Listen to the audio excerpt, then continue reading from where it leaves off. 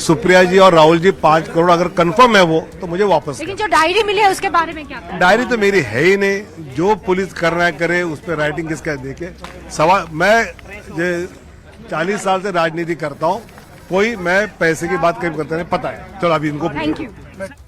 तो ये प्रीति सोमपुरा बातचीत करते हुए एक्सक्लूसिव विनोद तावड़े से सवाल पूछे जो आपके जहन में थे। सवाल क्या पूछे गए कि बताइए वो डायरी किसकी है? कहा वो डायरी मेरी नहीं है। कहा बताइए वो 5 करोड़ रुपए जिसका जिक्र बार बार विपक्ष की तरफ से किया जा रहा है, तो कह रहे हैं कि वो 5 करोड़ अगर मेरे हैं तो मुझे लौटा दे। अवधेश जी, अब मामला इतना मतलब नॉन सीरियसली नेता लेने लगे हैं।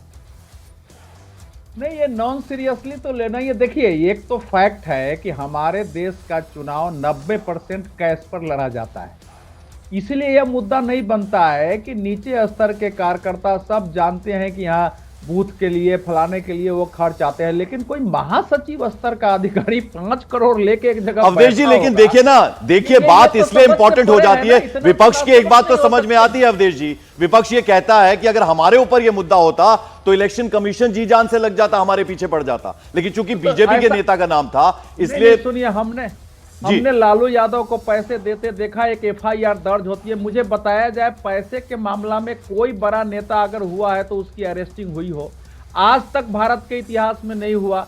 20 लोगों का नाम मैं बता सकता हूं जिन लोगों के यहां से पैसे बरामद हुए, एफआईआर दर्ज होता है। छोटे लोग कभी अरेस्ट हो जाते हैं, ऐसा हुआ नहीं है विपक्ष का कहना है। तो एफआईआर दर्ज होगा, उसकी जांच होनी चाहिए, होगी ही होगी। और जिस ढंग से पाल घर में महाविकास अघाड़ी जो बहुजन वंचित अघाड़ी के कार्यकर्ता अंदर गए थे तो कुछ चीजें चल रही होगी, लेकिन 5 करोड़ रुपया तो बरामद भी नहीं है ना। बरामद कितना है? 9 लाख रुपया बता रहे हैं।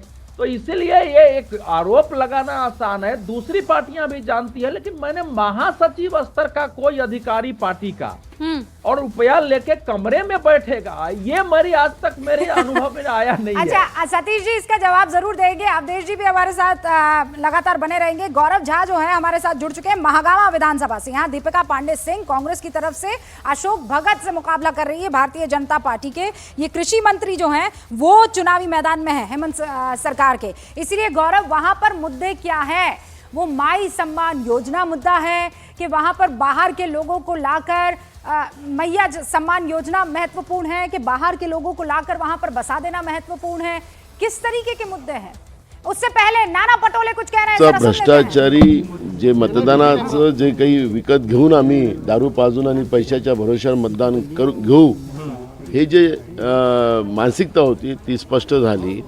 एक प्रकारचा नोट जिहाद भाजपने या महाराष्ट्रामध्ये आणलेला आहे। मतदानाचा अधिकार प्रत्येकाला आहे, कोणी कोणाला मतदान करावं हा अधिकार आहे। आणि यांनी ज्या पद्धतीनं वोट जिहाद हा शब्द वापरला, तर भाजपचा नोट जिहाद आहे का हा प्रश्न या निमित्तानं निर्माण झालेला आहे। आणि अशा या परिस्थितीत महाराष्ट्राच्या सुजान जनता ही महाविकास आघाडीलाच मतदान करेल। बिल्कुल रूबिका, यहाँ मैं अपने प्रोड्यूसर कुणाल से कहना चाहूंगा कि वो हिंदी में जब नेता बोले तो वो भी जरूर सुनाए। देखिए मराठी बहुत सारे लोगों को समझ नहीं आ रही, तो वो भी चाहेंगे। एक छोटा सा ब्रेक यहाँ ले रहे हैं, 3 घंटे से भी ज्यादा का वक्त बीत चुका है। जी जी, मैं बस एक लाइन में बता दूं, नाना पटोले ये कह रहे थे कि ये वोट जिहाद की बात करते हैं, ये तो नोट जिहाद कर रहे हैं। ये वो लोग हैं जो दारू देकर, पैसा देकर